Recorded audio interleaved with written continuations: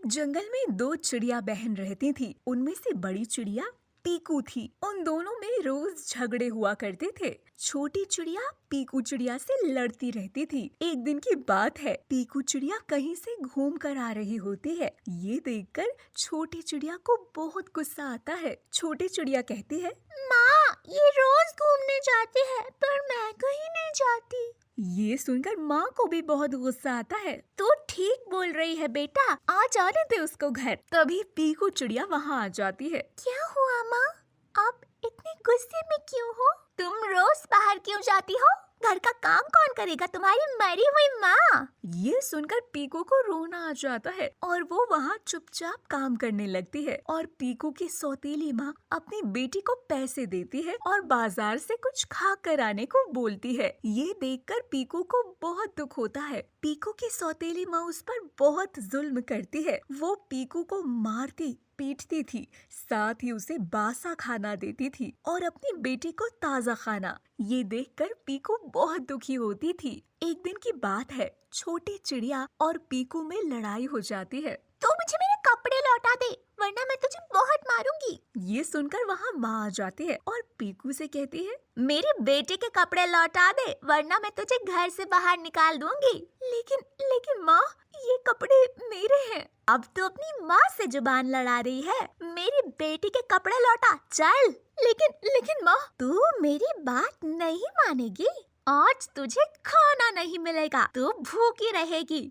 चल मेरे साथ, मैं तुझे कमरे में बंद कर देती हूँ। माँ पीकू को कमरे में बंद कर देती है। पीकू रो रो कर कमरे में सो जाती है। और एक दिन, माँ, मुझे दीदी बहुत मारती है, क्यों ना हम इसे अच्छा सबक सिखाएं? तू ठीक कह रही है, इसे पाल पाल कर मैं बहुत दुखी हो गई हूँ। और मुझसे और नहीं होता। इतना बोलकर पीकू की माँ अपने कमरे में जाती है और मन में सोचती है, इसके खाने में क्यों ना जहर मिला दूं। जिसके बाद एक दिन पीकू की माँ पीकू के खाने में जहर मिलाकर उसको खाना देती है। पर ये बात पीकू के पिता को मालूम थी। जैसे ही माँ उसे खाना देती है, तभी वहाँ उसके पिता आ जाते हैं। तुम इतनी नीच हरकत कैसे कर सकती हो? तुम मेरी बेटी को जहर देकर मारना चाहती थी। आप ये कैसी बातें कर रहे हैं? मैं आपकी बेटी को जहर देकर क्यों मारूंगी? झूठ मत बोलो, मुझे सब पता है। तुमने खाने में जहर मिलाया है। क्या?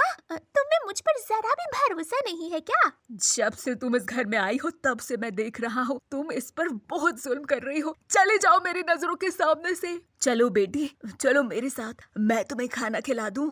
जिसके बाद पीकू की माँ वहाँ से चली जाती है, पर उसको गुस्सा आता है और वो इसका बदला लेने की सोचती है। और एक दिन पीकू की माँ को बहुत गुस्सा आ रहा होता है कि तभी वहाँ पर छोटी चिड़िया आ जाती है। क्या हुआ माँ?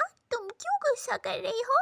मुझे उस पीकू की वजह से गुस्सा आ रहा है। क्यों ना बेटा, हम पीकू को रात में सोते समय तकिए से उसका मुंह दबाकर मार दे। ना रहेगा बांस, ना बजेगी बांसुरी। हाँ माँ, तुम सही कह रही हो। उन दोनों की सारी बातें पीकू का पिता फिर सुन लेता है और मन ही मन कहता है, अच्छा तो ये मेरी बेटी को मारना चाहते हैं, लेकिन उनका ये सपना कभी पूरा नहीं होगा। अब रात में छोटी चिड़िया और उसकी माँ पीकू का तकिया मुंह से दबाने जा रही होती है। तभी वहाँ पर उसके पिता आ जाते हैं और उन दोनों को रंगे हाथों पकड़ लेते हैं। तुम दोनों मेरी फूल सी बच्ची को मारना चाहती हो?